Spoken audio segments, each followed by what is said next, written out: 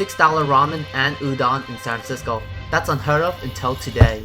What's up, travelers? There's a place that's selling Japanese food for only $6. And we'll talk about entrees like ramen and udon, not your little sushi nigiri 2-piece. Yes, $6 Japanese food in San Francisco. That's unheard of. That's a steal. Let's go check it out because I'm curious how it tastes myself. So it's all the way in a dead end, all the way there. It's near Bernal Heights, the really nice little hike for a really nice view. And yeah, I'm not expecting much from these flavor. When you're talking $6, especially in San Francisco, you can't expect like, holy crap, there's gonna be ramen that's like the $15 ramen bowls that you see in a ramen shop. I don't expect much of a flavor, so we're gonna find out. I'm curious of how it's really gonna taste. Just a mile drive from Bernal Heights Hill to a dead end where $6 bowl shop is located. FYI, it's only takeout, or if you want to do delivery, it will be powered by Grubhub, DoorDash, and Uber Eats. $6 bowl is a ghost kitchen, meaning it's a rented kitchen where they only do takeout and delivery. Check out the process as I pick up my meal.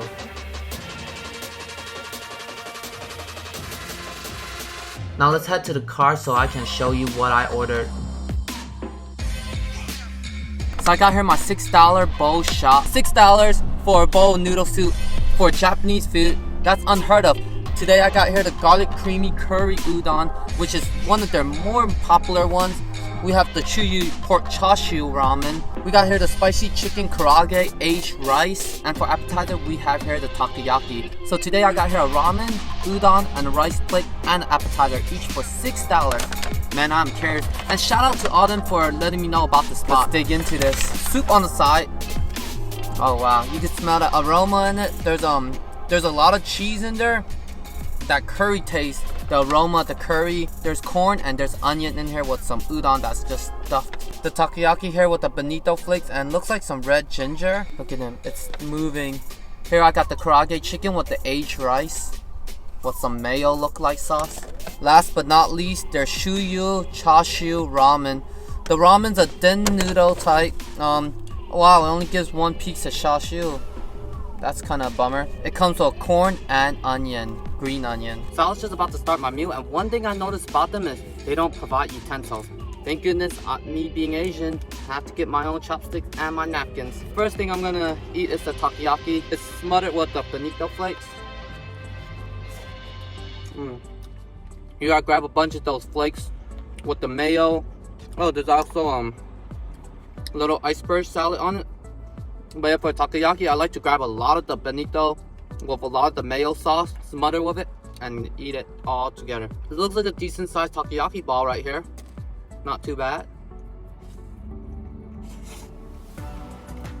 It's not one piece, they're like split into like 3 pieces of squid. Pretty good. The dough is right, the batter is really soft. The taco is chewy like it should be, the octopus. You gotta get it with that mayo. For $6, standard price of takoyaki is kind of $6 to $8 for 5 piece. So this takoyaki is like a regular price, but it's the ramen, the udon, and the rice plate that we're really here for $6. This is like a regular appetizer that's roughly $6 to $8. Let's start off with the Shoyo chashu ramen. Here's the chashu piece. It's not as big as I thought it would be. You can smell the soup. Judging by the look of the noodle, I don't expect much from this. It's not the type of ramen noodle that I would like to eat it with. The ramen noodle is really soft, good little sweet corn. Normally I like my ramen noodle with more of a texture where it's chewy. The texture of the ramen here is very soft. The soup does give it a little more flavor. You really gotta mix it up. Let's go try their chashu. There's not much flavor in it. So you could say the Shoyo ramen is pretty plain in terms of taste. Let's try the one that I'm most excited for, which is the curry udon. You can see the cheese on it. There's no real meat in here. It's just udon, corn, and green onion. The noodles are pretty chewy. It is a very creamy broth.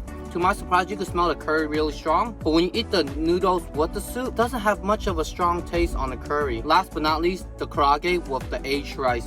The reason I chose this to be last is because I put the soup in those noodles and I didn't want to drain, so had to eat those first. Now to the karaage. It has that rooster sauce. Chicken's pretty juicy. It's not a crunchy skin, but it could be because it's been like 20 minutes. That hot sauce tastes like mayo, plus rooster sauce. Does add a kick of spice to it.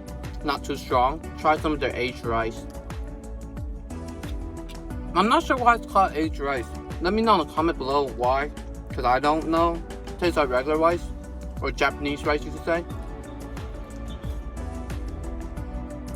So I guess after like 20 minutes, the batter is a bit chewy as well. Doesn't have much of a crunch on it. But in terms of karaage, it does taste like karaage. For $6 meals, I don't want to use that quote, you get what you pay for. For me, if you're paying $6 for some Japanese food like ramen or udon, do not expect the quality of a $16 ramen you'll get at a restaurant. The ramen did have a little more of a bland taste. The curry udon is, it does taste like curry udon, curry and your udon. Then you should get that, I highly recommend. I like the takoyaki, but that's average price for takoyaki. It's always $6 to $8 for a 5-piece. The karaage chicken and rice, it's really just 5 pieces of karaage chicken, and yeah, that's really it, and a bunch of rice. In terms of flavor, for $6, where else can you find that type of price in San Francisco unless you're eating banh mi or tacos? You can't. I'm not hating on this place. Is it a place I would go back to? Maybe if I'm going for a cheap date, but I would warn my significant other, if you're craving ramen and udon, and you want to come here, do not expect it to taste like that great tonkatsu ramen with that great broth. I wouldn't highly overhype this place as it's super good, but for the price you are paying, it's pretty darn good for the price you're paying. Next week, I'm headed to Oakland, California for the best eats out there. Don't forget to subscribe so you don't miss it. Until then, travel heads.